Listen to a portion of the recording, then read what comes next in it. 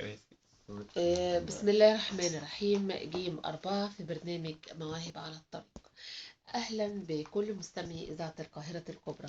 زي ما عودناكم دايما بنحط المواهب التي في بداية الطريق علشان نحاول نرفع من مواهب مصر وتبقى مواهب إن شاء الله في المستقبل تدي مزيد ومزيد من العطاء.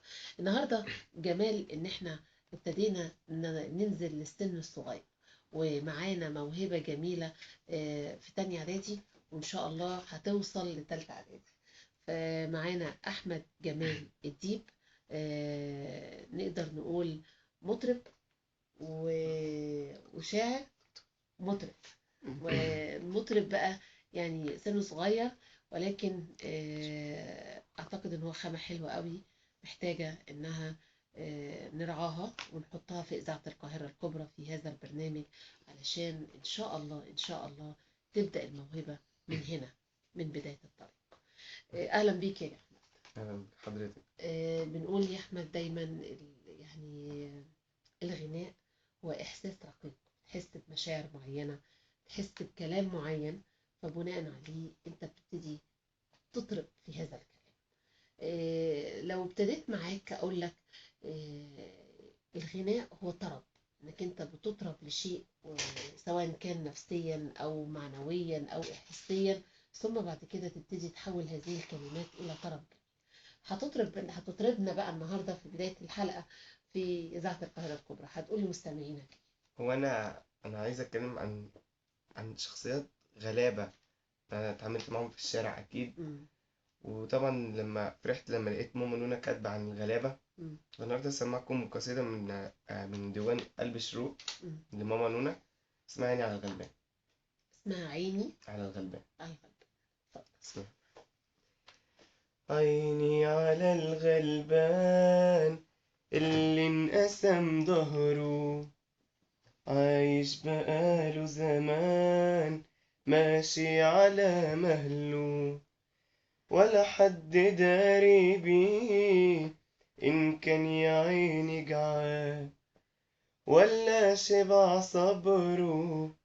عيني على الغلبان اللي ملوش حيلة، عايش كده يا ولده مش لاقي قوت ليلة، حتى الرغيف انعدم مش باقي لي غير ألم، مش باقي لي غير ألم في ضلوعه وفي قلبه.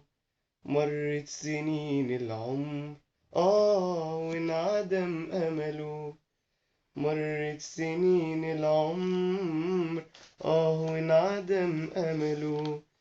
مالوش الحق يحلم، ما الحلم ليه تمنه، برد الشتا صاحبه واما الغطا سحبه، وحمل عليه الهم.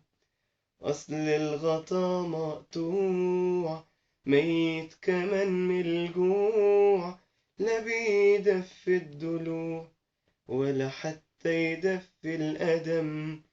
عيني على الغلبان مسكين يا عيني اتظلم، عاش دنيته شقيان ولا خدش منها تمن، لكنه عايش راضي وفي ايده ايه ينعمل، وفي ايده ايه ينعمل. الله، جميل قوي، جميل انك انت عايز اسالك سؤال. يعني هل الاستاذه سميره السيجي طلبت منك انك انت تغني الكلام ده، ولا انت اخدت الديوان ولحنت كده ودندنت مع نفسك؟ لا، هي من أول مرة أنا شفت الشاعرة سميرة الإسريجي كانت في مكتبة الكرامة. فأنا كنت غنيت لعبد الرحمن محمد. هي أعجبت بصوتي وأعجبت بصوت حسين أبو الليف برضو، فادتني ديوان. أنا لما قريت الديوان يعني قريت قصايد كتير جدا عجبوني جدا، فابتديت إن أنا قلت ما أغني لها حاجة من الديوان. هو مش القصايد دي بس اللي أنا حاببها من ديوانها، أنا متهيألي مفيش ولا قصيدة ما بحبهاش. هو يعني أنا بقول إن ديوانها المفروض يبقى حاجة كده وياخد مركز. يعني انت الكلمات عجبتك جدا، وبناء عليه ابتديت تحرك مشاعرك وتغني بيها. كلمات وإحساسها وهي بتكتب طب مين اللي الكلمات. لحن لك؟ هل انت دندنتها انت؟ انا دندنتها اكيد. مم. بس هو كان انا لما اخترت اللحن كان غلط. ابتدت واحدة اسمها مم. هبة صالح دي في الخنكة. هي طبعا ام، هي غلبانة جدا طيبة جدا. هي اللي وقفت جنبي اكتر من امي بصراحة. مم. مم. وانا بشكر ماما نونا ان انا يعني واتشرف ان انا اقرا لها حاجة من دي. يعني برضو أحب أعرف، هل الأستاذة ظبطت لك اللحن؟ كنت أنت مختار اللحن غلط، فقالت لك المفروض طبقة صوتك مع الكلمات دي تطلع كده وتنزل كده، صح؟ اكيد. آه، ناوي تدرس موسيقى يا أحمد؟ اكيد ان شاء الله. يعني ناوي تتخصص في مجال الموسيقى، تاخد كورسات حرة في الأوبرا أو في الموسيقى العربية، علشان يبقى عندك إحساسات أكتر أو تعرف أكتر عن مساحة الصوت، عن طبقات الصوت، عن تدريب النفس؟ اكيد ان شاء الله. إن شاء الله. اكيد ان شاء الله. طيب لو قلنا يعني انا عندي مفاجأة ليك، ان انا محضره لك ان انا معايا ماما نونا كمان معانا في الاستوديو اهي، وهتدخل علينا. اهلا بيكي يا استاذة ماما. اهلا بيك ماما واهلا نونا اهلا بيك يا استاذ الملقبة سحر. بالاستاذة سميرة الإسرائيلي. اهلا وسهلا اهلا بحضرتك بيكي. واهلا بابني احمد.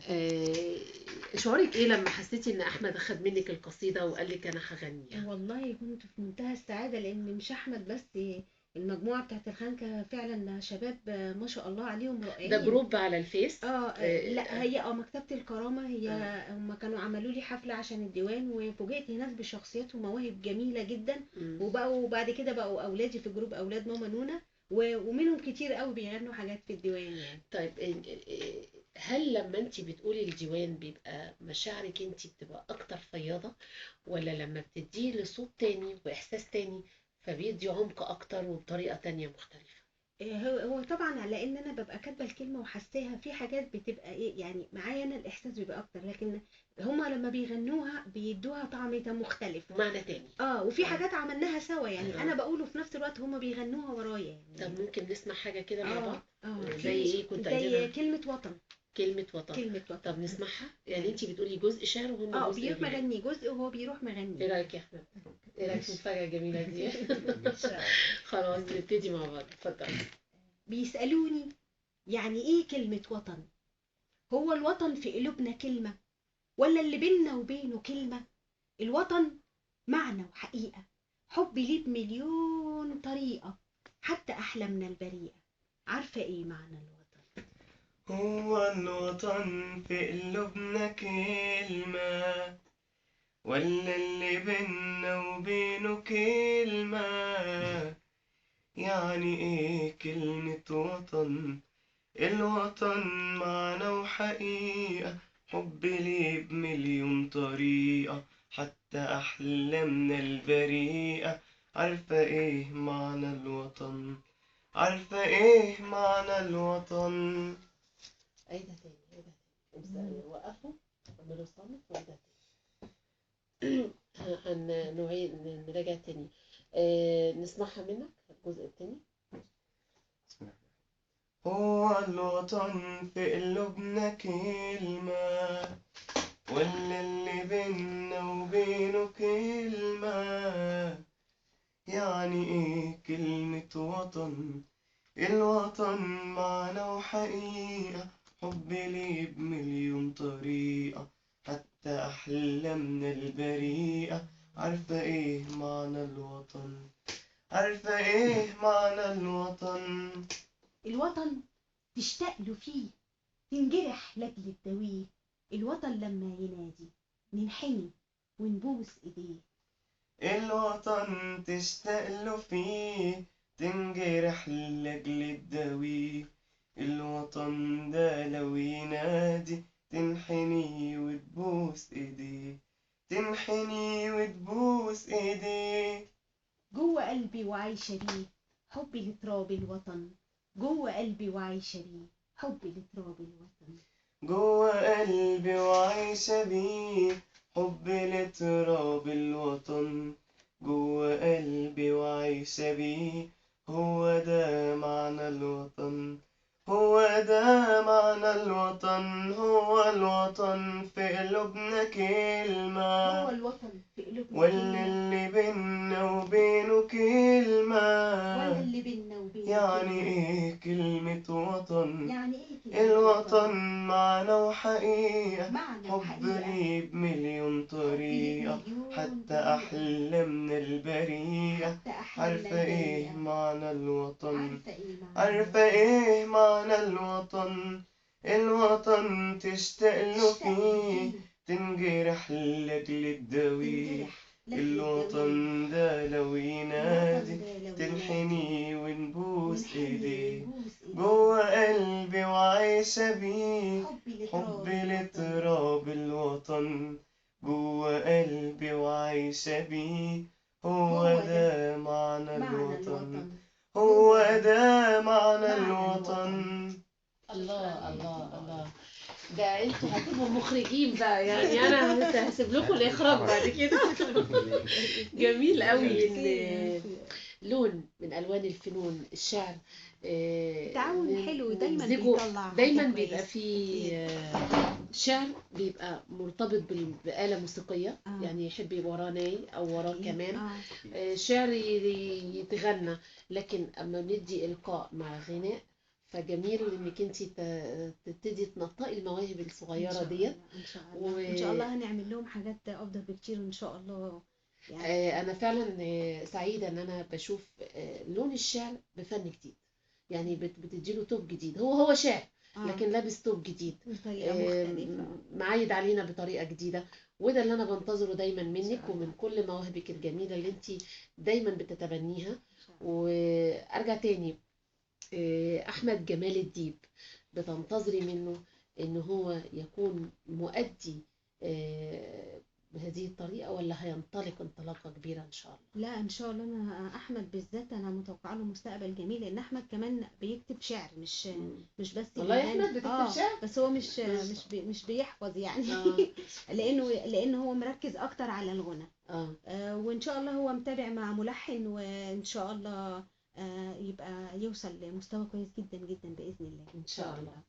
يعني احمد نقدر نقول ان نفسك تبقى مطرب ان شاء الله في المستقبل؟ ان شاء الله اكيد. يعني الموهبه هتثقلها بقى بالدراسه والغناء وتبقى مطرب بقى كبير، ونقول بقى احمد جمال ده كان بيقول معانا موهبه على الطريق، ولا هتستكبر علينا؟ يا رب اكيد. لا اكيد انا عمري ما استكبر ولا حاجه. انا ان شاء الله ناوي اكمل في مجال الغنى، لان انا فعلا من صغري وانا بقى مهتم بيه. وطبعا دام ورايا ماما نونا طبعا ان شاء الله نبقى حاجه. جميل ان يبقى لو في ايد مساعده او حد بياخد بايدك ويقول لك تعالى ويديك فكر جديد واسلوب جديد، وتحس ان اللي قدامك معجب بهذا الجمال او بهذا الشغل، بتتشجع تبقى عايز تدي اكتر واحسن. وماما نونا بتهتم بالمواهب، حتى لو انت صغيره جدا، حتى لو اديتي وحش تهتم معاكي وبتنميكي. طب انا يعني لمسه الحته دي فيها، لكن انت حافظ بقى لمين من الشعراء او من المطربين اللي عايز تدينا دلوقتي نعرف يعني ابعاد صوتك؟ عبد الرحمن محمد. عبد الرحمن محمد هتغني له ايه؟ مغرم. مغرم. وانا يعني انا بحب الاغنيه دي جدا. اشمعنى؟ هي الاغنيه كلماتها جميله، وبعدين في ناس كانت تطلب تسمعها مني، والناس دي ليها فضل كبير عليا. طب نسمع. احلى حاجه ان الانسان الاعتراف بالحق فضيله. جميل قوي ان الانسان لو طلع طول عمره من صغره تعود ان هو يدي كل ذي حق حقه، فبيعترف بالجميل اللي اكبر منه. يبقى رجعنا للقيم المثلى بتاعت زمان، جدي وجد حضرتك ووالدي اللي كان بيقول ده فلان ليه فضل عليا انه رباني، فلان ليه فضل عليا علمني. فهينشئ الجيل يتوارث هذه الافكار الجميله. ناس وقفوا معانا فدورنا بنقف معاهم مع الاجيال. نسمع بقى منك. وانا بهديها ل3 اشخاص. مش لإذاعة القاهرة الكبرى؟ لا طبعا الإذاعة أولا طبعا. ماشي. هي أختي طبعا أكيد بتغني، بتحب الأغنية دي جدا، وشاعر عزيز عليا جدا اسمه بهاء أبو آدم، وواحدة اسمها إنعام صالح. يا لا لا ويا لا لا يا ليل يا عين ليل ليل يا عين يا ليل مغرم مغرم أنا بيك على طول، وأنا صابر وصابري فهوايا دليل. يا لا لا ويا لا لا يا ليل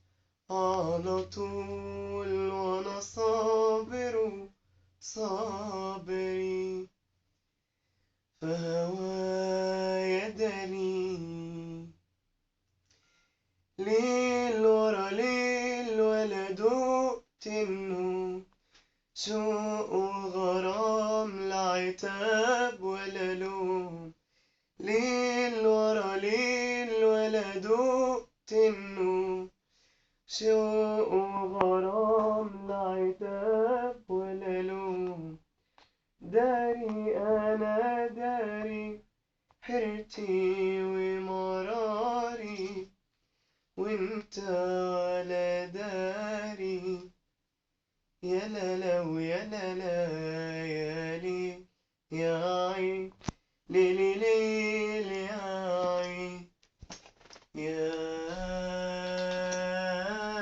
لي. الله الله جميل.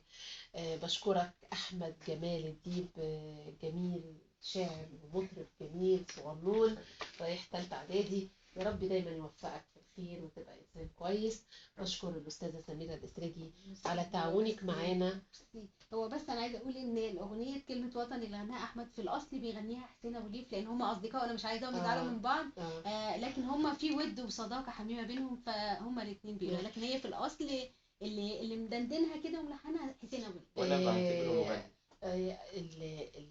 كل واحد بيبقى ليه لونه وبصمته. اكيد ليك مذاقك وله مذاقه، وعلينا ان كل واحد بيختار من الطبق الشيء اللي بيحلو له. طبعا والفنون أنا بتتعدد، بستحق من الحق واحنا أحسن هنا ما يزعل. في مواهب على الطريق. بتمنى لكم مزيد ومزيد من التفوق والتقدم باذن الله. ربنا اقول لكم ايه؟ شكرا والى اللقاء. شكرا.